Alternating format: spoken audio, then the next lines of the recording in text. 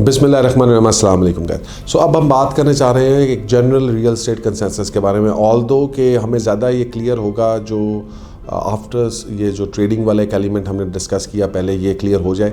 लेकिन उसके बारे में अगर जनरल रियल एस्टेट की मैं बात करूँगा तो रियल एस्टेट में इस वक्त पॉजिटिव सेंटिमेंट बहुत ज़्यादा है। और ये तकरीबन जिस तरह अप ट्रेंड और डाउन ट्रेंड जो है, दोनों का एक टाइम पीरियड होता है जिसमें वो चलते हैं। तो इस वक्त हम एक अप ट्रेंड के अंदर एक एंथुसियास्टिक स्टेज में, यूफोरिक स्टेज के अंदर मौजूद हैं। टेक्निकली अगर देखा जाएगा तो it's a higher risk time period, क्योंकि देखिए कल क्या होना है मुझे नहीं पता। सुबह गवर्नमेंट कोई ऐसा खुदा ना खासा डिसीजन करे तो रियल एस्टेट पूरी की पूरी जो है वो वापस बैकलैश में कर सकती है और ठीक ठाक करेक्शन आ सकती है, या कोई और ऐसी चीज़, क्योंकि प्रॉपर्टी प्राइसेस वहीं तक सिक्योर हैं या वहीं तक जहाँ पे उनकी एक्चुअल असेस्ड वैल्यूज़ हैं। अब actual assessed values, this situation ये थोड़ी सी कॉम्प्लिकेटेड है। Actual assessed values in terms of dollar जो है उसमें इतना इंक्रीज़ नहीं आया, तो इसलिए मैं काफ़ी हद तक अभी भी समझता हूँ कि जो प्राइसेस वक्त मार्केट के अंदर एग्जिस्ट कर रही हैं वो अभी डेंजरस थ्रेशोल्ड्स को क्रॉस नहीं किया, सवाए कुछ एरियाज़ के अंदर। जनरली प्राइसेस ने कोई डेंजरस थ्रेशोल्ड क्रॉस नहीं किया। सो होने ये जा रहा है कि जी के मार्केट के अंदर एक जगह के ऊपर मोमेंटम बनता है, उस जगह की प्राइसेस ऊपर जाती है। जब एक सर्टेन लेवल तक जाती हैं तो इन्वेस्टर वहाँ से पैसा निकाल के एक दूसरे सेक्टर के अंदर चला जाता है, दूसरे सेक्टर से तीसरे सेक्टर के अंदर, तीसरे सेक्टर से चौथे सेक्टर के अंदर। और वो जो प्राइस गैप्स हैं जो बीच में पिछले 3-4 साल के अंदर जो प्राइस नहीं बढ़ी, वो सारी प्राइस एक ही वक्त में 2-4-6 महीनों में बढ़ जाती है। और उसके बाद वहाँ पे उन एरियाज़ के अंदर प्राइसेस जाके थोड़ी सी स्टेबल हो जाती है, सेगमेंट हो जाती है और स्लो ग्रोथ की तरफ चली जाती है। DHL लाहौर की अगर बात करेंगे तो phase 7 has been one of the biggest winners जो है इस सारे सिनेरियो के अंदर। और honestly I was not expecting phase 7 to perform this good, but it has done that good and I have no hesitation to accept that. और उसके बाद जो है वो phase 9 prism, phase 8, phase 6 everyone is performing. लेकिन commercial aspect की आप अगर बात करेंगे तो डिफेंस राया फेज़ कमर्शियल के अंदर प्रॉब्लम इस तरह के इशू में ये होता है कि जहाँ पे इन्वेस्टर जो है थोड़ा सा मैनेज कर सकता है अपनी इन्वेस्टमेंट्स को, इन अ सेंस के मैनिपुलेट कर सकता है प्राइस को, मार्केट को। फॉर एग्जांपल मेरे पास अगर 10 अरब रुपया है, सुबह मैं 100 प्लॉट 200 प्लॉट इकट्ठा ख़रीद लेता हूँ, तो ऑब्वियसली यू कैन अंडरस्टैंड के 9 प्रिज्म हो गया या फेज़ 7 हो गया या फेज़ 8 हो गया, वहाँ पे प्राइसेस एकदम से फिर 40-50 लाख रुपए का जंप आ जाएगा।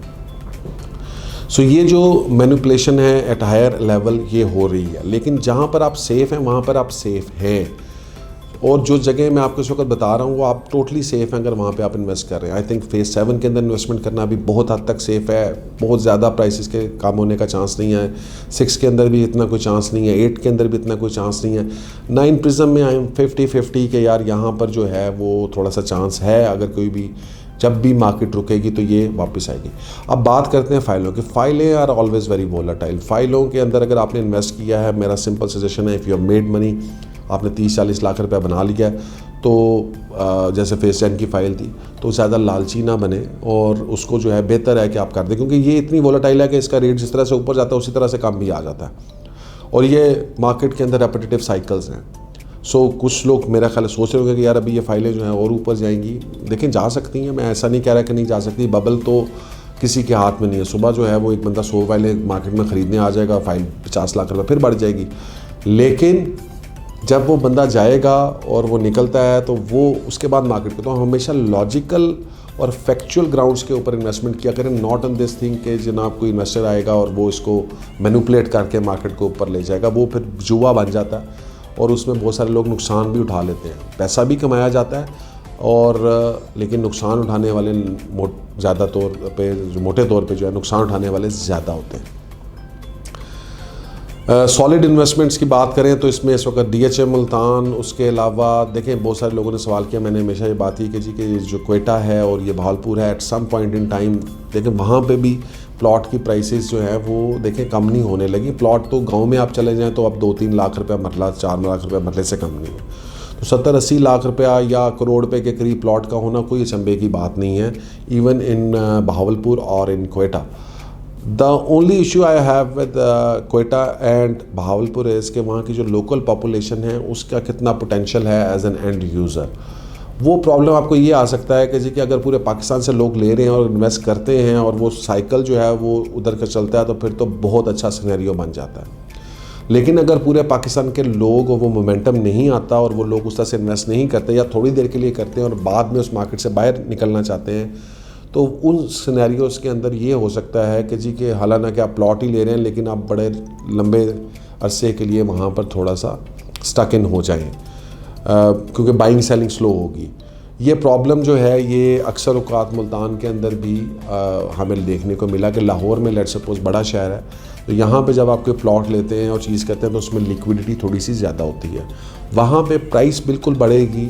मैं इस बात को मानता हूँ। इवन कोयटा के अंदर भी, इवन बहालपुर के अंदर भी ऐसा नहीं हो सकता कि 40-50 लाख के प्लॉट रहे कैनाल का DHA का, नेक्स्ट टू इम्पॉसिबल थिंग। लेकिन liquidity will remain a problem, और बेहतर ये है कि जी कि if you getting good profits, make an exit, you have done your job and ये आगे चल के मुझे लगता है कि बहालपुर के अंदर एक अच्छा ये बिल्टअप होगा।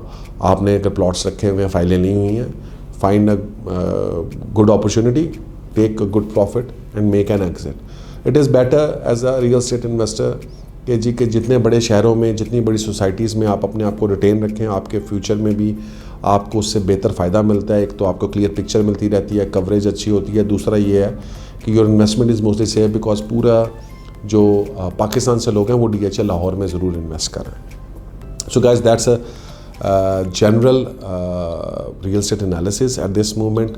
मेरे ख्याल में वॉट एवर हैपन्स, जो भी आगे चल के इतना इफ़ेक्ट शायद नहीं आएगा। रियल एस्टेट हम इस वक्त एक अप ट्रेंड साइकिल के अंदर हैं। ये अप ट्रेंड साइकिल कंटिन्यू करेगा। इसका मोमेंटम थोड़ा सा कम हो सकता है, लेकिन ये अब आप समझें कि जनाब जब तक गवर्नमेंट की तरफ से कोई नेगेटिव पॉलिसीज़ या कोई और चीज़ें जो स्ट्रिक्टनेस जैसे लास्ट टाइम हुई थी प्लॉटों के ऊपर, जब तक वो नहीं होती है तो एक पॉजिटिव सेंटीमेंट ज़रूर मार्केट में रहेगा। चाहे प्राइसेस अब उस तरह से ना बढ़ें जो बढ़नी थी 50-60% जो जिस तरह से पहले बढ़ी हैं इस 2020 और 21 के अंदर। For any further queries and questions, feel free to ask me. Inshallah Ta'ala, we will try to respond in the best of our abilities. Thank you very much. Allah Hafiz.